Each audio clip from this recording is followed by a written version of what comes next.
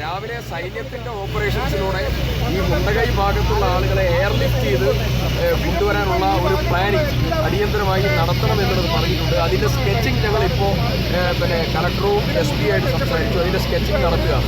മുണ്ടകയിൽ എന്തൊക്കെയാണ് സംഭവിച്ചതെന്നുള്ളത് നമുക്ക് ആർക്കും list Attamala area, Mundakai area, ആ ഏരിയയിൽ എന്തൊക്കെ നടന്നു എന്നുള്ളത് നമുക്കറിയില്ല. ഞാൻ പലരോട് സംസാരിച്ചു, പക്ഷേ ചിലർ ഫോണിൽ കിട്ടുന്നില്ല. ഞാൻ എൻ്റെ കൂടെ പഠിച്ചവരും ഇവിടുത്തെ നാട്ടുകാരുമായിട്ടുള്ള ആളുകളും എല്ലാവരുമായിട്ട് സംസാരിച്ചു. പക്ഷേ പൂർണ്ണ വിവരം ആർക്കും കിട്ടില്ല. എല്ലാ മലയുടെ മേഖലയിൽ ആളുകളാണ്. അതീവ ഗുരുതരമായിട്ടുള്ള സാഹചര്യമാണ്. ഇപ്പോൾ NDRF സംഘം എത്തിക്കഴിഞ്ഞാൽ ആ കുറച്ച് സംഘത്തെ ഫാക്ച്വൽ വിവരം എത്തിക്കാൻ അങ്ങോട്ട് അയക്കാനുള്ളതായിട്ടുള്ള ശ്രമം ഇപ്പോൾ പൂർണ്ണമായിട്ട് ഒരു ചില വീടുകൾ സമ്പൂർണ്ണമായി തകർന്നു, ചില ആളുകളെ കിട്ടുന്നില്ല എന്നുള്ള വിവരമില്ലാതെ ഞങ്ങൾക്ക് അതിന് പൂർണ്ണമായിട്ടുള്ള ഒരു കാര്യവും ഇപ്പോൾ പറയാൻ ഒക്കാത്തതായിട്ടുള്ള ഒരു സാഹചര്യമാണ് ഇപ്പോൾ ഉള്ളത്. പക്ഷേ ഗുരുതരമായിട്ടുള്ള സാഹചര്യം സംഭവിച്ചിട്ടുണ്ട് എന്നുള്ളതാണ് എല്ലാവരുടെയും അനുമാനം. പല വീടുകളും പൂർണ്ണമായി തകർന്നിരിക്കുന്നു എന്ന് തന്നെയാണ് ടി സിദ്ദീഖ് MLA പറയുന്നത്. അദ്ദേഹത്തിന്റെ നേതൃത്വത്തിൽ അവിടെ രക്ഷാപ്രവർത്തനം പുരോഗമിക്കുകയാണ്. നേരത്തെ ടി സിദ്ദീഖ് MLAയുമായി നമ്മൾ നേരിട്ട് സംസാരിച്ചപ്പോഴും ഏറെ വേദനിപ്പിക്കുന്ന വിവരങ്ങളാണ് പുറത്തു വന്നുകൊണ്ടിരിക്കുന്നത്. പല സ്ഥിരീകരിക്കാൻ കഴിയാത്ത വിവരങ്ങളും ലഭ്യമാകുന്നുണ്ട്.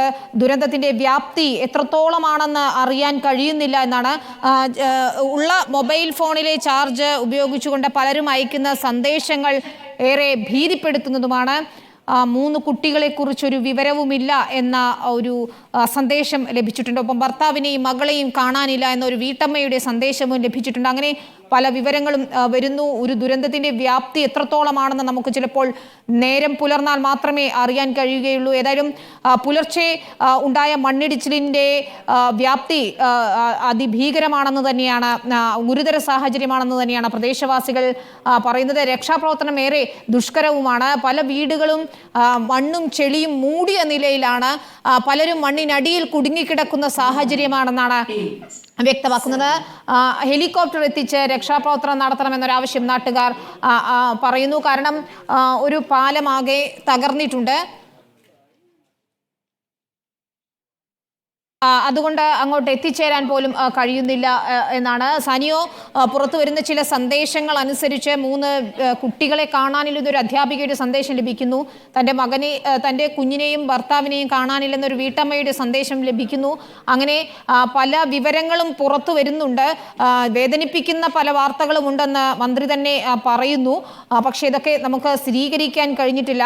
അതുകൊണ്ട് തന്നെ പ്രേക്ഷകരിലേക്ക് എത്തിക്കാനും കഴിയുന്നില്ല. പക്ഷേ 70 വീടുകൾ തകർന്നെന്ന് പറയുമ്പോൾ നമുക്ക് അവിടുത്തെ ഒരു സാഹചര്യം, അവിടുത്തെ മനുഷ്യർ എന്ത് ദുരിതമാണ് അനുഭവിക്കുന്നതെന്ന് അറിയണമെങ്കിൽ അവിടേക്ക് എത്തിപ്പെടാൻ പോലും കഴിയാത്ത ഒരു സാഹചര്യമാണ്. ഇപ്പോൾ NDRF സംഘം കൂടുതലായി അങ്ങോട്ടേക്ക് എത്തുന്നു, കൂടുതൽ രക്ഷാപ്രവർത്തകർ എത്തുന്നു. സന്നദ്ധ പ്രവർത്തകർ, ആ മേഖലയിലുള്ളവരെല്ലാം തന്നെ ആ ടൗണിൽ ഇങ്ങനെ കുടുങ്ങിക്കിടക്കുകയാണെന്നൊരു വിവരമാണ് വരുന്നത്. ഈ പാലം തകർന്നത് മൂലം രക്ഷാപ്രവർത്തനം ഗുരുതര പ്രതിസന്ധിയും നേരിടുന്നുണ്ട്. എയർലിഫ്റ്റിംഗ് വേണമെന്നാണ് പറയുന്നത്. അതിനുള്ളൊരു സാഹചര്യമുണ്ടോ? ഈ മഴ തുടരുന്നത് എത്രത്തോളം പ്രതിസന്ധി ഉണ്ടാക്കുന്നുണ്ട്?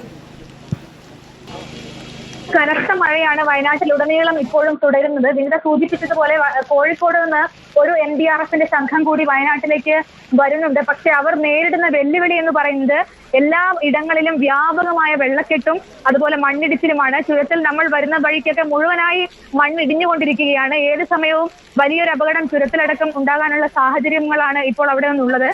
ഇനി ഈ ദുരന്ത സ്ഥലത്തേക്ക് വന്നാൽ 70ഓളം വീടുകൾ കുടുങ്ങിക്കിടക്കുന്നു എന്നുള്ള വലിയ വാർത്ത തന്നെയാണ് അവിടെ നിന്ന് വരുന്നത്. ആളുകൾ രക്ഷാപ്രവർത്തനത്തിനായി കേഴുന്ന ഒരു ദുരന്തമായ കാഴ്ചയാണ്. കാരണം നമ്മളിപ്പോൾ തത്സമയ ദൃശ്യങ്ങൾ പ്രേക്ഷകരിലേക്ക് എത്തിക്കുകയാണ്. അവിടെ രക്ഷാപ്രവർത്തകർ എല്ലാം തന്നെ എന്തു ചെയ്യണം അറിയാതെ നിൽക്കുന്നൊരു അവസ്ഥയാണ്. ചൂരൽമല ടൗണിലാകെ ഇപ്പോൾ മണ്ണും ചെളിയും അടിഞ്ഞു കൂടിയിരിക്കുന്നു. അതായത്